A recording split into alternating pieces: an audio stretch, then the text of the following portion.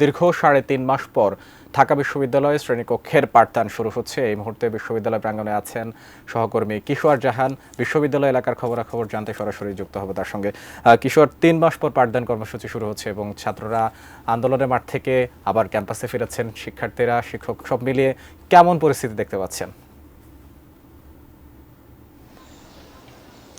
আচ্ছা, যেটি বলছি না আসলে যে ৩ মাস আর দিন হিসেবে গুনলে আসলে ১১২ দিন পরে কিন্তু ক্যাম্পাস আবার শিক্ষার্থীদের পদচারণায় বলতে হবে মুখরিত হয়ে উঠেছে এবং সকাল থেকে কিন্তু ক্লাস শুরু হয়েছে। আগেই ঘোষণা ছিল, সিন্ডিকেটের মিটিংয়ে কিন্তু সিদ্ধান্ত হয়েছিল আজকে থেকে ২২ তারিখ থেকে ক্লাস শুরু হওয়ার। তবে একটু জানিয়ে রাখতে চাই, আজকে থেকে ক্লাস শুরু হলেও ২০২২-২৩ অর্থাৎ প্রথম বর্ষের শিক্ষার্থী যারা আছে তাদের ক্লাস কিন্তু আজকে শুরু হচ্ছে না। অন্যান্য বর্ষগুলোর ক্লাসগুলো যথারীতি সকাল থেকে শুরু হয়েছে এবং সেই অনুযায়ী আসলে তাদেরকে জানানো হয়েছিল।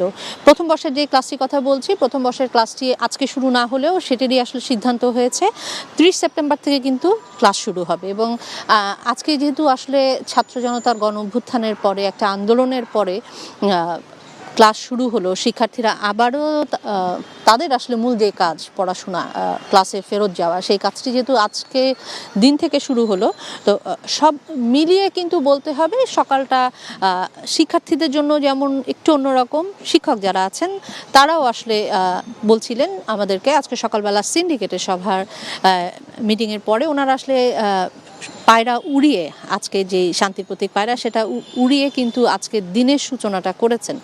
এবং প্রধান উপাচার্য ডক্টর নিয়াজ আহমেদ খান স্যার, উনি আসলে সাংবাদিকদের সাথে কথা বলেছেন এবং উনিও জানাচ্ছিলেন যে আসলে দীর্ঘ সময় পরে শিক্ষার্থীরা যেহেতু ক্লাসে ফেরত এসেছে, এই মুহূর্তে আসলে ওনাদের জন্য যেমন কিছু চ্যালেঞ্জ আছে, কিছু দ্বন্দ্ব আছে। যদি উনি বিস্তারিত সেই বিষয়ে কিছু জানাননি, তবে চ্যালেঞ্জ যেগুলো আছে এবং দ্বন্দ্ব যেগুলো আছে সেগুলো নিয়ে ওনারা আসলে ভবিষ্যতে কাজ করবেন এবং শিক্ষার্থীরা যেন শিক্ষার পরিবেশটা পুরোপুরি পায়, সেই ব্যাপারেও কিন্তু ওনারা আশাবাদী। এবং যেটি বলছিলাম যে সকাল থেকে যেহেতু ক্লাস শুরু হয়েছে, স্বভাবতই বিশ্ববিদ্যালয় শিক্ষার্থীরা এই মুহূর্তে বাইরে কিছু কম দেখা গেলেও আসলে লাইব্রেরি কিংবা আশেপাশে, আমরা এই মুহূর্তে কলা ভবনে আছি, সবখানে আসলে শিক্ষার্থীদের আনাগোনা কিন্তু আছে। একটু যেটা জানিয়ে রাখতে চাই, আসলে লম্বা সময় যেটি বলছিলেন যে প্রায় ৩.৫ মাস, আমি আপনাকে জানালাম যে ১১২ দিন পর, এবং শুরুটা কিন্তু আসলে ঈদুল আজহা এবং গ্রীষ্মকালীন ছুটি ছিল শিক্ষার্থীদের ২ থেকে ৩০ জুন। তারপর আসলে ১ তারিখ ক্লাস শুরু হওয়ার কথা থাকলেও পেনশন স্কিম নিয়ে শিক্ষকদের যেই আন্দোলন, সেটার মুখে কিন্তু আসলে বন্ধ হয়ে যায় ওনাদের কর্মবিরতির কারণে ক্লাস।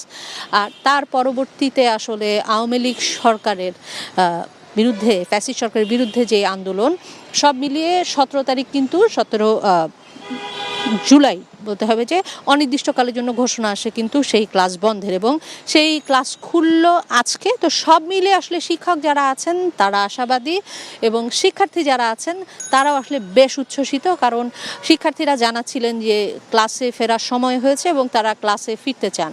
আর ৩.৫ মাসের যেই গ্যাপটা তৈরি হয়েছে, যেই চ্যালেঞ্জগুলোর কথা বলছিলাম, নিয়াজ আহমেদ স্যার জানিয়েছেন যে একটা সেমিস্টারের যেই ঘাটতি যেটা হলো, সেটাও আসলে শিক্ষকরা পুষিয়ে কিভাবে নেবেন বা কিভাবে সেটা আসলে ফিল আপ করবেন, সেই বিষয়ে আসলে কর্মপরিকল্পনা নেবেন। তো সব মিলিয়ে আজকে বলতে হয় যে বিশ্ববিদ্যালয়টা তার আগের চিরচেনা রূপে ফেরা শুরু করেছে। কিছুটা হয়তো সময় লাগবে, তবে শিক্ষকরাও আশাবাদী এবং শিক্ষার্থীরাও আশাবাদী।